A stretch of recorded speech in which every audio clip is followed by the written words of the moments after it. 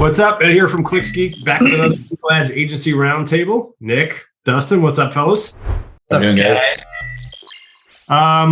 RIP to Mark. He's not here today with us. So condolences, Mark.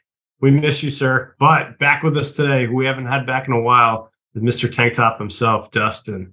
Tank Top Thursday. Yeah, buddy. Yeah, buddy.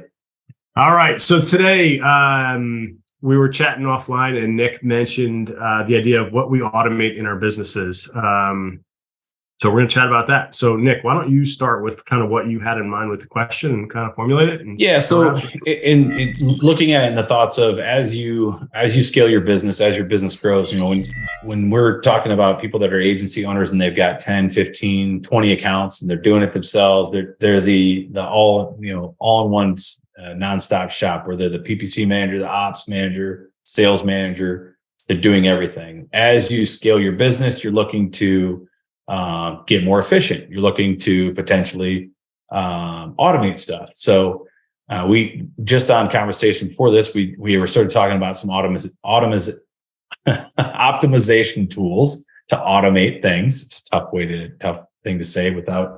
I haven't even started drinking yet today, so this is kind of crazy. That's why you're having this problem. That might be the issue. That's the issue. Through it. So we all use tools to automate things and to optimize things, and it might be tools as simple as, Dustin and I use ClickUp. Ed uses Asana. First and foremost, that's probably your first purchase, right? So I guess the big thing would be, let's go through what we think are the best tools that we've purchased to help us level up. Try to remember the first one that you did and how that worked and how that sort of got your scale up. And then we can get in a little bit deeper into boutique software, SaaS stuff that we use as well that we sort of touched on with Dustin stuff. But Ed, what is some of the things that like you're using Asana now? You didn't used to. What's the automation stuff that you use? Going back to my favorite one first would probably be like an Aweber or MailChimp. So building out an email list, knowing that just because someone's raised their hand as interested and didn't buy today doesn't mean that they're not a buyer. It just means they weren't buying today. So building an email list and staying in front of them with content and valuable pieces of content, whether it be video or written or whatever, offers of sorts. Mm-hmm. I thought that was a really big piece. So I'm a big fan of that. Implementing a project management software like Asana or ClickUp or Basecamp or Monday was a game changer for us. Yep. Helped us to automate a lot of how we optimize campaigns. So we've got a huge list of checklists and systems that each account goes through each week, and we can automate how those show up in our team members' inboxes or in their Asana inbox on a daily, weekly, bi-weekly, monthly, quarterly basis, all through automations done inside of a project management software. Carrying over to sales, having a CRM, there's tons of automations you can do within a CRM to set reminders to follow up with leads on X given day for this reason. You can automate text messages going out. You can automate emails going out. You can automate voicemail drops. So we use automations kind of all over the place.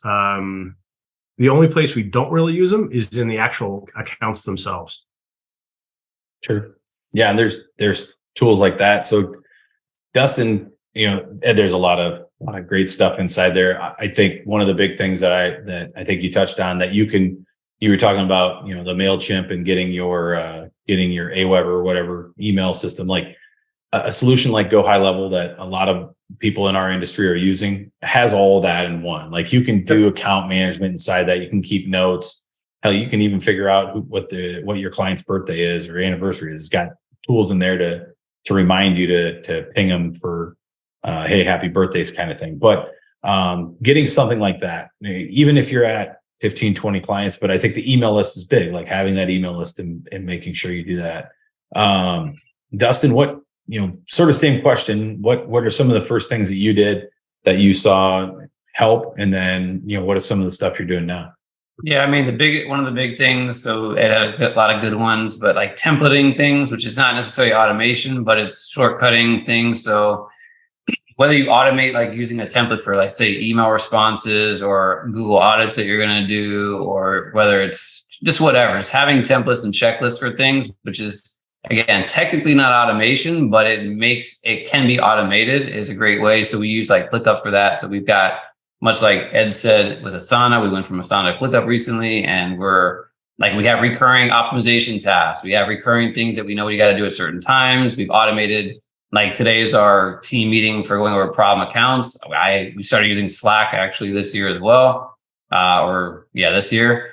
And I automate a meeting reminder for everybody at 10:15 in the morning. Hey, make sure you have your accounts ready for our meeting on Thursday. It's a Slack bot, very simple automation, because I don't want people showing up like 30 minutes for the meeting not prepared.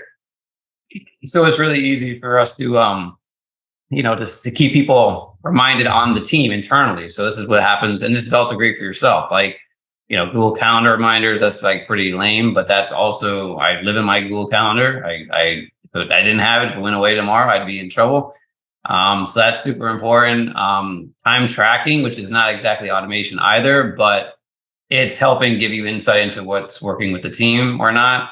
And then in terms of like other ways to look at things, like, high level has been helpful for us as far as emailing. We have cold outreach emails that go out using software, which is automated.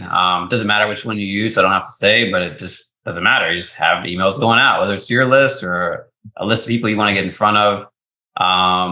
What else? Optimizer, we use Optimizer for getting data for Google Ads accounts. We don't actually automate like it doing stuff in the account, but we do have it crunch data for us automatically. So that's really helpful. And then we have like a KPI dashboard for all of our client accounts. So we know like where everybody is in one view. You don't have to go jumping into an account.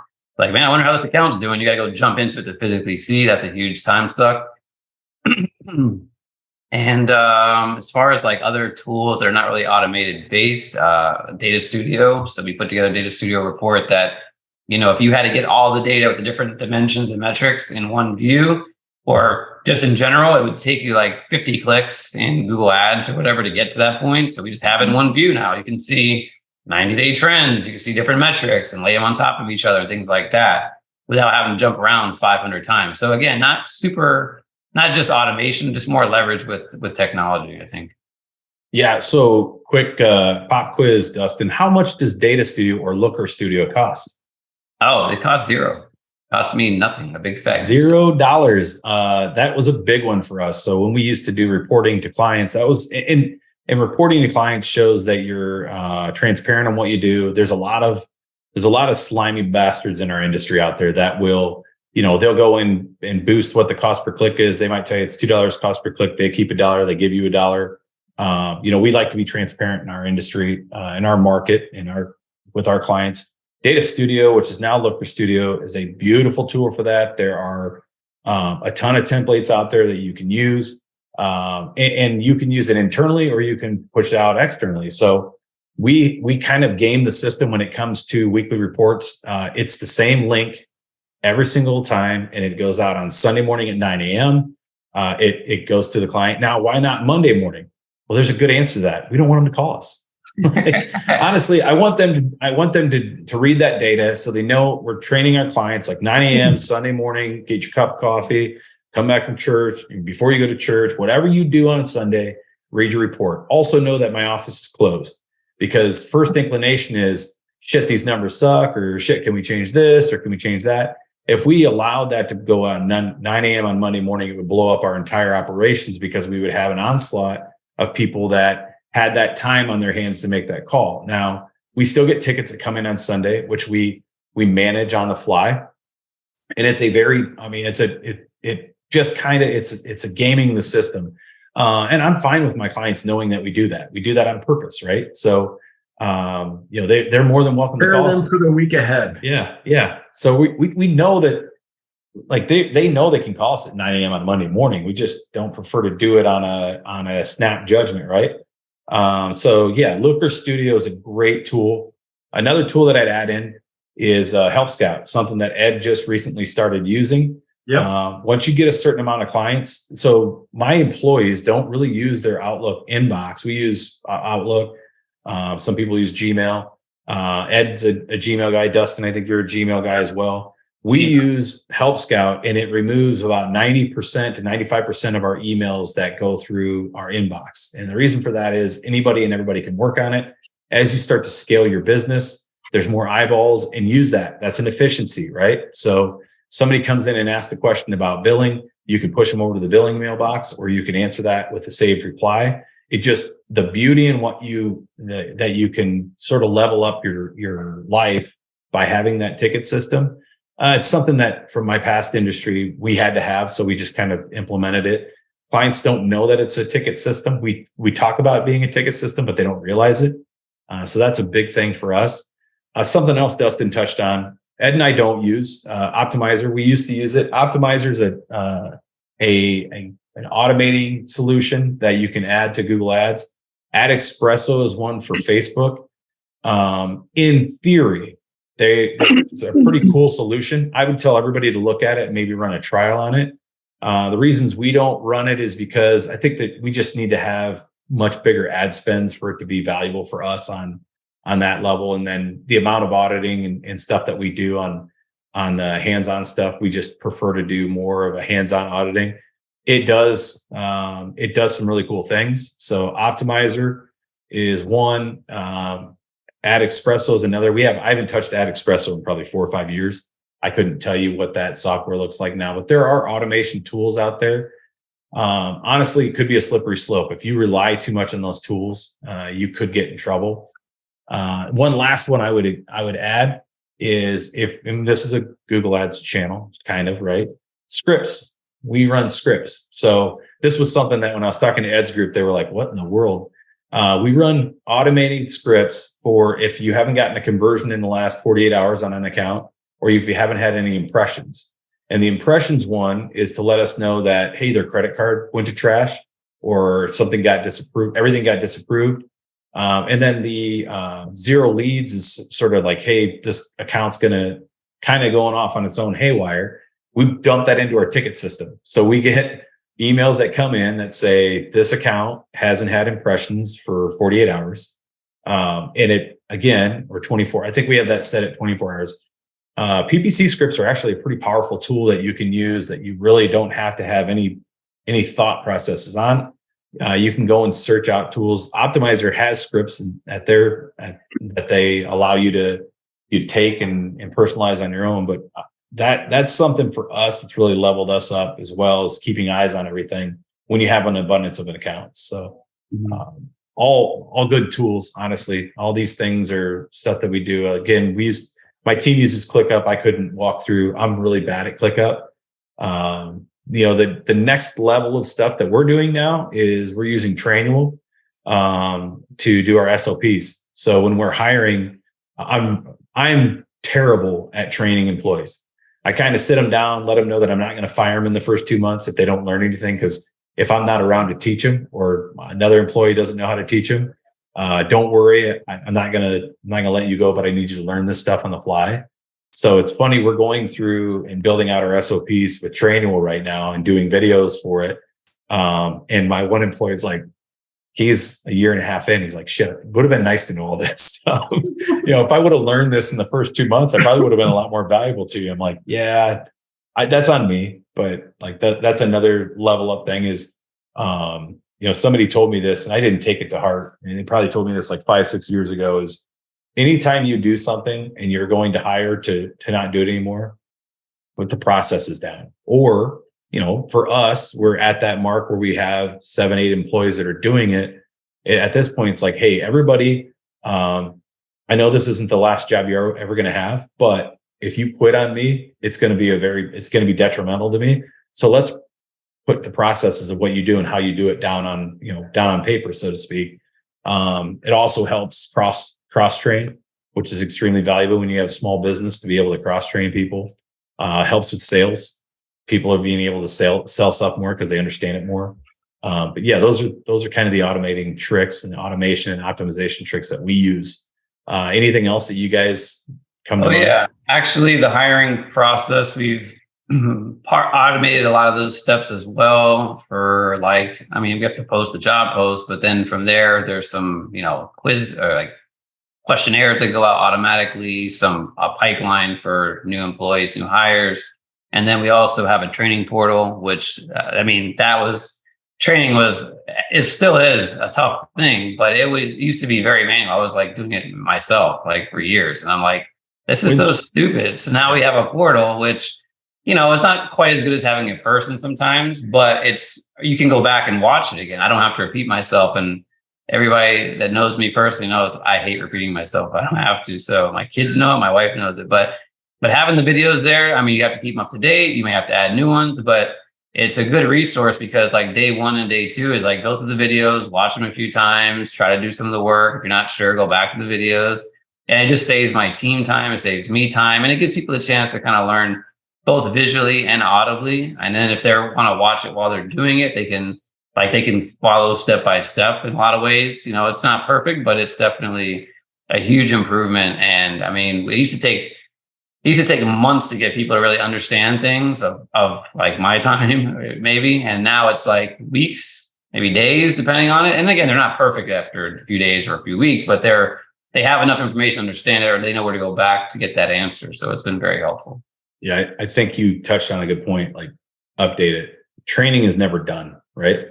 You're never going to be, we learn new stuff every day. We actually teach each other stuff. The greatest value for us isn't for us to dick around for an hour every Thursday and talk to each other. It's for us to learn stuff or figure out, hey, I'm having problems with this, and they teach us stuff. So training's a tool that if you ever quit training yourself or quit learning, you're gonna lose it all. But I think that's a good point, especially in Google. Google always changes, right? You nailed it, Nick, when you said the training never stops. It's like the professional athletes know what the plays are. If that was the case, there'd be no coaches. The coaches come in and basically can do a postmortem, look at what happened in the play, and then coach up what they can improve on next time or advise strategy for the ongoing play. So I agree with you there. I would, one thing that Dustin said that really hit home, I think our biggest automation that Rob and I had was documenting what we were doing, because that helped bring up the next person up to speed. Yep. So like, if I had to say one thing, I would say, if you want to call that an automation, I would say that would be it. It is. Yeah. It's an automation for you. It removes you from the job. Like if you think about like all the work that we did, that you do as starting out as a business owner, you do everything. Like yep. You're the janitor, you're the account manager, you're the salesperson. Like automating that means hiring and then finding somebody, training them and having that SOP, like documenting that is massive. I never did it. I didn't. And I paid dearly. I would guess I've lost out on hundreds of thousands of dollars in not documenting over the last 15 years, and us documenting just now over the last year and a half and, kind of doing that training. Like our business has gone like this. Like it's been an absolute skyrocket into positions we didn't think we'd ever be in. Right. I bet you're more profitable now too. No, we don't make any money. Wait, who's watching this? You're more profitable. Iowa Department of Revenue. Yeah. Here's the kicker. We wouldn't be profitable if we didn't pay so much on payroll, right? I pay too much, pay too well. And no, we're not hiring. I want a job with you, Nick. Yeah. Especially for people like you that are way overpriced, right? That's right. Gotta pay me dearly. Right. So go ahead, Ed. To go back to what we were talking about documenting it, when it was just Rob and I, Stuart, who we've been coaching and consulting with for 5 years, but basically just sat down and challenged us, document what it is that you're doing. Okay, yeah, I can document what I'm doing. Then you start to think about how you'd even document it. But the way to do it is just record yourself doing it a bunch of times. And the shortcut now is you can literally just hire someone, a badass person in the Philippines for $1,500 a month that's really good, that can just sit there and just document out what you're doing. And they can create checklists and SOPs around that. If you're not there, if you're doing sales, just record all of your calls. And then you can transcribe them and you can see what the power words are that you're using if you want to go that route. If it's you building a campaign, record it, and then you go back and backfill and just make little checklists. Like The shortcut is just record it and then go from there. But I mean, the couple resources, there's an awesome book called Clockwork, which is basically the systemization of a business to work yourself out of it.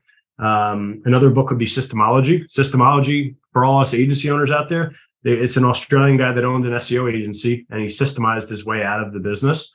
Another good resource is System is the Way. I think it's System is the Way. Your books look so organized. They're definitely not. They're all over the place. It's turned the other way, but it's a systems book. I'll find it and drop it in here. But it's basically every piece of your business can have a checklist, and we do now. Everywhere you go, there's checklists for everything. So, like our salesperson, we had it where if a person bounced back, meaning an old client canceled and came back, it used to be an account manager would onboard them until we found out that they never collected payment. And we had a client that was with us for 3 months that hadn't paid us the $2,200 that we were owed. And they canceled, and I went to go cancel them out. And I'm like, I don't even have a credit card on file for them. We didn't charge them. Oh, wonderful. Okay. So then we realized, all onboardings really should go through front of the house, because front of the house, the sales department knows how to onboard people really tightly. So is it okay with paying that extra commission to onboard someone else again, to not have to miss out on 3 months worth of that? Yes. So like all these little things are all things you're going to learn from all the fuck ups you're going to have along the way, and make your systems tighter and better. And it's just all part of the game. It's never perfect.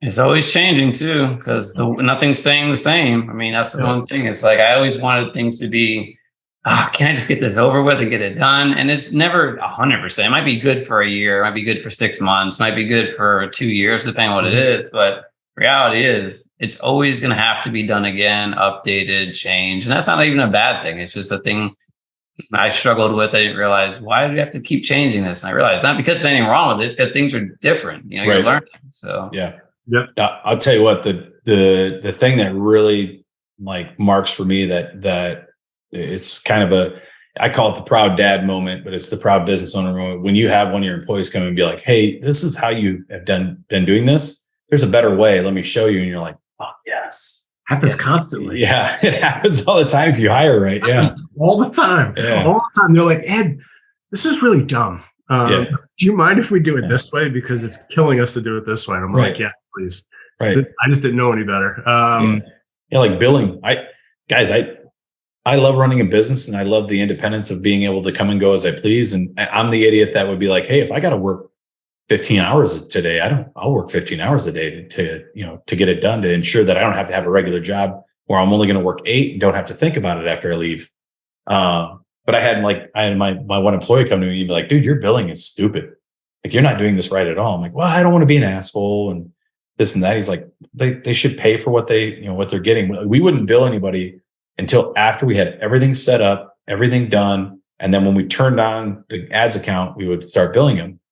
And he's like, man, like if they're dragging, because we at that point, so my open invoices are really, really low, because we just that's the beauty in running Google Ads. If people don't pay you, just shut everything down, and then they'll pay you pretty quickly if they want your business or want to continue to do business with you. Whereas I wouldn't bill people, and they would not have a credit card in, they wouldn't have any money down for their first month. So it would take 3-4 weeks. They would ghost us. We had like 15 people in onboarding, and my employees like, this is stupid. Start billing all of them. And because we would get their credit card at the onboarding call, and then it would just drag feet to get it done. Now everybody's pretty motivated to get things going and to get us the stuff. We'll still have people ghost us, but we've already collected the first month from them. So that right there was a huge change for us. In the last 6 months, we've done that. And two things to that. To people asking about Nick owns the ad accounts. Nick owns the assets. Mm-hmm. He's putting their card on file. And I think that's kind of where, just for clarity on that part. Yeah. The other thing is people will adapt to how you want to operate. You're the prize.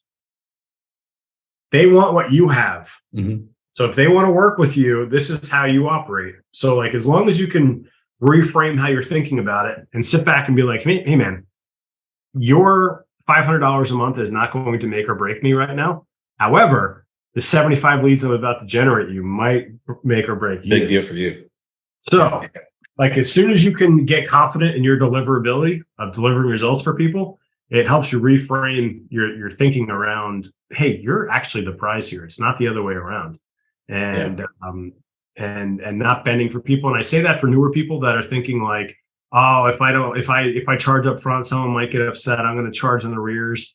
Like, just your thinking on it and get comfortable around, this is your process. This is how you operate. This is why you do the way that you do it. If you're going to go that route, you might as well just have a guarantee, like a refund thing. Like if you just get payment today and just refund them if you're not happy in 30 days. If you're worried about, oh, but what if they're not going to be happy? Okay, then put a guarantee in place. Right. Get money up front. We've always done it that way. Every time we haven't done it that way, it's bit us in the butt. So we just we don't start work until we get paid. I mean, it's just how it is. It's how that's probably how their business runs too. I'm pretty sure most of them don't start work until they get paid, depending on what industry they're in. So everybody should understand that idea. It's not anything crazy. Not anything either. I struggle with not being an asshole every day in most aspects in life, but I struggle with not being an asshole in the Facebook group that we're in, where people will come in and they'll talk about their Dream 100. And if you're not familiar with it, it's like the top 100 clients that you would love to have. And if you had them, your life would be perfect. Too often, I think agency managers look at the quote Dream 100 as these are the most, the biggest players in this industry I'm in my niche. And they'll be like, well, I got a call with a Dream 100 guy and he wants me to do this, this, and this. We don't typically do all this stuff. I'd be like, fuck them. Don't work with them. Everybody, hey, every once in a while people find out their heroes are assholes, right? I mean, like that might not be the person you want to work with. And honestly, if I had a Dream 100 when I first started, I would guess that 20% of them that I worked with, or like 20 out of 100 that I worked with, I wanted to fire so bad. And then finally left that relationship. And half of them come back and apologize for being an asshole to me and conform to what we wanted to do, because like Ed said, they want what you have. They want what you're delivering. So don't be, you don't have to be a dick about it. Just be like, no, that's not how we run our business. Just really clear and concise. Maybe we're not a good fit for you guys. Saying that really turns the tide in the conversation. We might not be the best fit for you guys. Wait. Tell me why. Well, because you're an asshole and you're demanding stuff that we don't do. And you're asking for stuff for free that we typically get paid for. So be honest with them. You can leave out the asshole part at the front. You don't have to say all that. You have to have a certain panache to throw that out. Right. I don't know if you call that off like Nick can. I have said that to and it's a person I work with now and actually enjoy working with. He's like, what happened to us? How come we didn't work out the first time we worked with each other? I'm like, well, you're kind of an asshole to my employees. You kind of were short with me. It's like, was it an asshole to you? I'm like, yeah, I would. Yeah, but I've got thick skin. So, but yeah, he was like, yeah, that's not the first time I heard that. I'm like, I know, that's why I told you that. And I'm an honest person, so I'll give you my feedback. And he's like, well, you acted like, and he comes back, he's like, well, you acted like you were too good to work with me. I'm like, well, you were under the impression that everybody you should work with the CEO of everything you do. I'm like, I mean, if I go to Chipotle, I don't know who the CEO is. I just have the employee make the food for me. I'm guessing they're better at it, right? Like, let the person that's assigned to work with you do their damn job. So yeah, but I've had it the other way where there's people in the industry that absolutely hate me because they think I'm an asshole. I'm like, yeah, I am. I'm good with that. And if Mark was here right now, Mark would be like, that's the best asset I have, is being an asshole sometimes. You would say that. Yeah. Mark, you're sadly missed today, sir. Yeah. Yes. Yeah. Hopefully have you back soon. Yeah. He's fine, by the way. He's working on something. He's not hurt, sick, or dead. Yeah. We're just, we needed RIP. I'm like, that guy's got gray hair. People are probably like, oh shit, Mark died. Yeah, we're laughing about it over here. That's definitely not. Dustin, we say the same stuff when you're not here. Oh, you do? Yeah. No. We're usually like the son needed to gather some skin, so Dustin's outside, showing off his guns, and he took his gun show outside. Because I missed those. Sorry. Those days, Nick actually shows up in tank tops in your honor. Yeah. Actually, I'll do that next time. I'm going to put a tank top on at the conference table, and if I see Dustin's not available, I'm going to Superman it, put that sucker on. Yeah, wear the American flag one. He says all tatted. Yes. Yep. Do that. It's a little janky. Just as long as my wife never sees the videos of me wearing it, we should be fine. should be good. What's the number one system that you're most happy that you built in your business? For me, Help Scout. Like, it's the most client-facing thing. Help Scout's so big for us. I'd say for me, it has to be the hiring funnel right now because the team's growing. We're having to unfortunately replace some people sometimes. So that's been just a huge time saver and money saver. So for me, I'm going to say it's the sales. Nick, you're not so much in it, but Dustin can appreciate you're in a lot of niches. We're in a lot of niches. Mm-hmm. Nick's in one. So my thinking, my arrogant brain was, how is anyone else going to be able to grasp all these niches? Mm-hmm. And all of these different nuances, and how are we going to put all this together and document it all? And I was like, I'm never going to be able to get out of sales. I just had this weird hunch that I was like, I'm stuck here selling all this stuff. Fast forward, I learned that you need to document niche expertise and then product expertise. So teach them about the niche, so the industry, and then teach them about the product that you're offering in there, so that they can talk intelligently about both. They don't need to be expert level at either, but enough that they can have an intelligent conversation. And that's all you need to do. And then backfill with a script that they can tie it all around. And it changed my life. And then, he's closing 30, 40, 50 deals a month when I thought I'd never be able to get out of that position. So I'd say that was the game changer for me. And then Rob and I hiring someone that was smarter than both of us blew my mind. And that's Dustin, who we promoted to COO. Thanks, man. Oh, different Dustin. And seeing, like, when you said earlier, like, as an employee ever come to you and been like, you're doing this wrong? Yeah. It's like every day. It's constantly like, do you mind stop doing this, please, sir? This is really screwing things up. So I love the walk me through why we do it this way. Well, it's the way we've always done it. I don't know. I just try to figure it out. And that's why you tell me a better way. I always tell our team, like, guys, if we're doing something that doesn't seem right to you, say something. And if you have a better way to do it, present it. We'll probably end up doing it that way. But don't continue to do a process that seems stupid to you or doesn't get the result or it's not doing what's meant to do. Like, question everything. I mean, not every literal thing, but things that don't make sense. Raise your hand, say something. Because I only have one perspective. They have a different perspective. If everybody can see things from different angles, you can get to a better resolution or a better process a lot easier sometimes. But sometimes people are afraid to speak up because they feel like you're going to get mad at them. Like, I am the least person to get mad if you bring up something that's not right. I want it fixed. I don't care about who put it in place. It could be your idea, my idea. Don't care. Let's just get it working. I mean, that's your mentality. Have you ever heard the Zig Ziglar story about the girl cooking a Sunday ham or like an Easter ham? Mm-hmm. So he basically, I actually have. I have heard this. I love this story. So basically, woman's cooking a ham, cuts off the corners of the ham, puts it in the oven, and she's like, "I wonder why I cut off the oven." So let me call my mom. Mom, why do we cut off the edges of the ham before we put it into the oven to cook it? I don't know. Let's call Grandma. Grandma, why do we cut off the edges of the before we put it in the oven? She's like, it's the only size pan I had. I had to cut off the edges so it fit the pan to fit in the oven. So it's like, you don't know what you don't know. And you don't know the reason you're doing things. It's just the way things have been done. Mm-hmm. So like, to go to what you said, Dustin, the question everything, it's question everything within reason, but it also questioning things gives you context as to why you do what it is that you do and kind of informs things. So like, Justin will ask me a question like, why don't we sell in this particular niche or this and that? And I explain this and this and this. Like, okay. That makes him sharper as a sword. And it just helps define why you do what you do and kind of give you the why. So I always like that story, thinking about the silly shit that we do. And it's just because that's what we do at that time. Right. Try doing that story on in a hayfield with your father-in-law and asking him, why the hell are we doing it this way when you've done it a different way, a different part of the state? He's like, because that's the way it's done, you dumbass.